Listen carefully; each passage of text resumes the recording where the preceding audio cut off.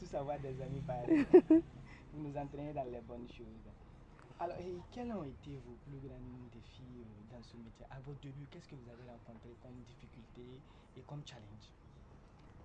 Dans mes débuts, les plus grandes difficultés, c'est toujours les méthodes artisanales qu'on utilise. C'est pas modernisé.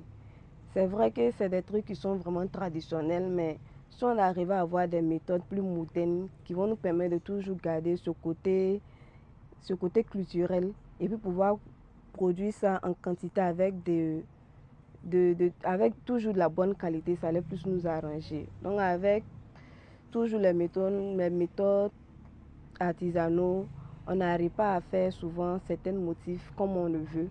Donc ce défi est là. Si on avait des méthodes plus modernes, ça allait plus nous arranger. Et puis souvent, il y a la cherté aussi du fil qui est là. Les fils coton qu'on utilise pour le tissage, avec, avec aussi la teinture. Vous voyez, souvent pour avoir les teintures de qualité, pour donner de belles éclats au pagne aussi, c'est un peu compliqué. En quelque sorte, c'est ce genre de défis qu'on a. On a le transport aussi.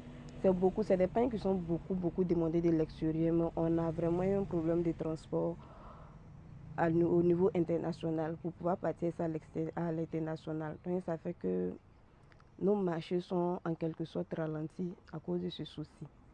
Donc, les difficultés sont généralement, comme la production n'est pas industrialisée, ça pose vraiment un problème de production. Les machines sont faites à la main de manière artisanale. En plus aussi, il y a le problème du transport pour faire évacuer le faso d'Afrique. C'est les défis que vous avez plus rencontrés à vos débuts.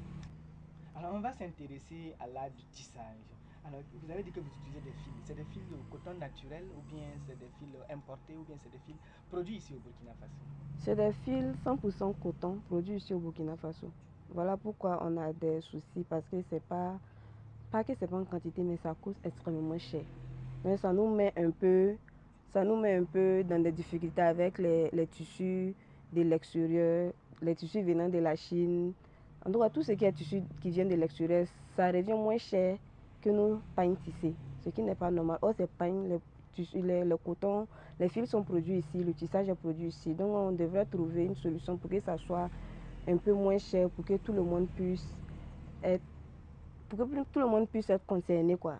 Donc la cherté du faso d'Afani est due au fait que l'acquisition des fils est vraiment coûteux. Oui, Donc c'est trop coûteux. au finish, quand la production est effectuée, le prix du pain devient un peu plus cher. C'est vrai que le faso d'Afani coûte plus cher par rapport au tissu importé. Oui, c'est ça. Alors, pouvez-vous nous expliquer les différentes